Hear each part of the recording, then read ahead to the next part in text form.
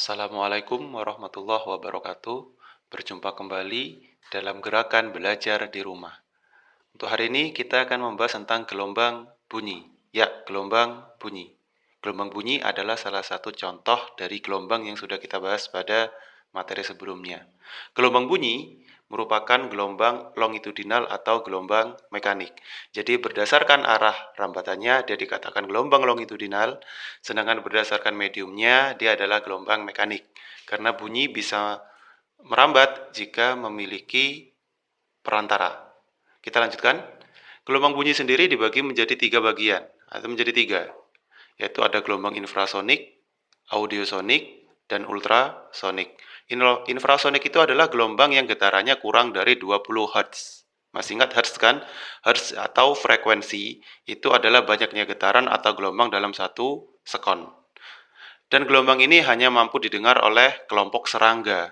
Kemudian ada audiosonik ya, yang dimana frekuensinya antara 20 sampai 20.000 Hz. Gelombang ini dapat didengar oleh kita yaitu manusia. Berikutnya ada gelombang ultrasonik. Gelombang ini memiliki frekuensi sebesar 20.000 Hz atau lebih dari 20.000 Hz. Gelombang ini dapat didengarkan oleh hewan seperti lumba-lumba dan kelelawar. Seperti itu. Kemudian di sini ada beberapa jenis-jenis gelombang, seperti ada yang namanya nada, gelombang bunyi. Ada yang namanya nada. Nada adalah bunyi dengan frekuensi yang teratur. Jadi nada itu bunyi yang enak didengar karena frekuensinya teratur. Kemudian ada desah, bunyi yang frekuensinya tidak teratur. Seperti apa desah itu? Desah itu seperti suara yang berisik, suara yang tidak jelas, ya itu bisa dikatakan sebagai desah. Jadi frekuensinya tidak teratur sehingga tidak nyaman kita dengarkan. Kemudian ada yang namanya resonansi. Resonansi ini adalah ikut bergetarnya benda karena getaran benda lain. Seperti apa contohnya? Misalkan kalau kita ada pengalaman hajatan orang kalau sedang menikah ataupun yang lain ya, punya hajatan itu biasanya dia mengeluarkan suara yang sangat keras sekali sehingga ikut menggetarkan benda-benda di sekitarnya seperti kaca di rumah kita. Ya, selain itu contoh resonansi adalah alat-alat musik seperti itu.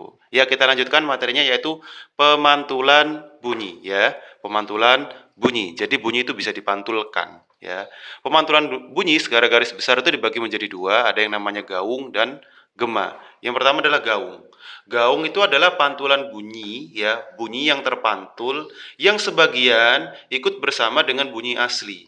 Jadi bunyi aslinya itu bersama-sama dengan bunyi pantulnya sehingga suaranya menjadi tidak jelas seperti itu ya. Hal ini biasanya terjadi jika dalam ruangan yang luas dan tertutup, contohnya di bioskop. Kemudian ada yang namanya gema.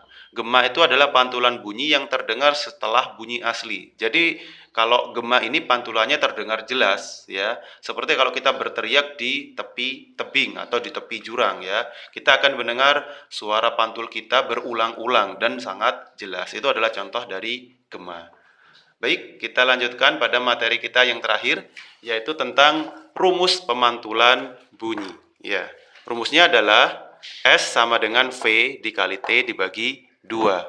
Nah, di mana rumus ini ya sama seperti yang kemarin, menentukan cepat rambat ataupun kecepatan ya. Tapi perbedaannya di sini dia dibagi 2 ya. Di mana keterangannya sudah jelas sama seperti yang kemarin.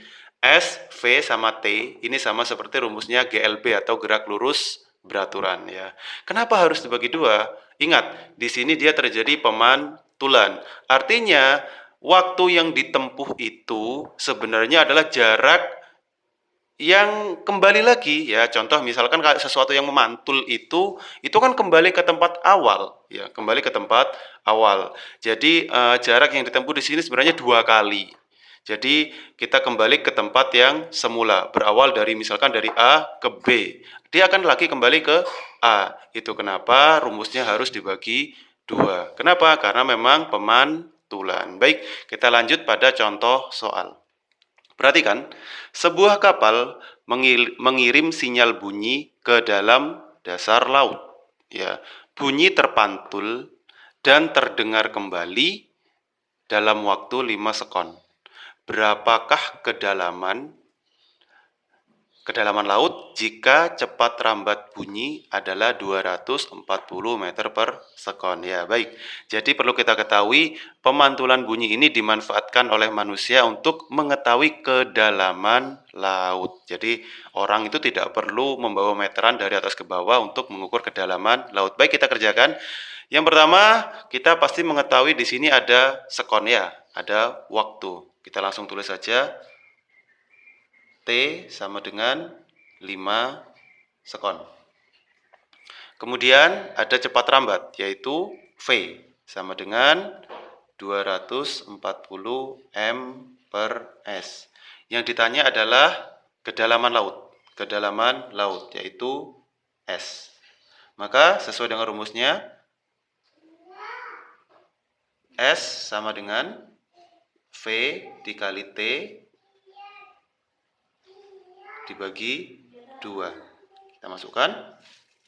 V-nya adalah 240 dikali 5 dibagi 2.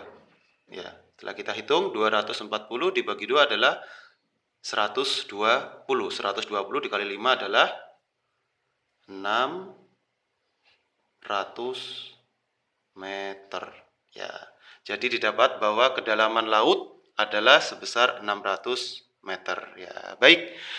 Itu adalah materi kita pada hari ini terkait tentang gelombang bunyi. Mudah-mudahan kalian bisa memahaminya dan selalu diberikan kesehatan oleh Allah Subhanahu wa taala. Terima kasih. Wassalamualaikum warahmatullahi wabarakatuh.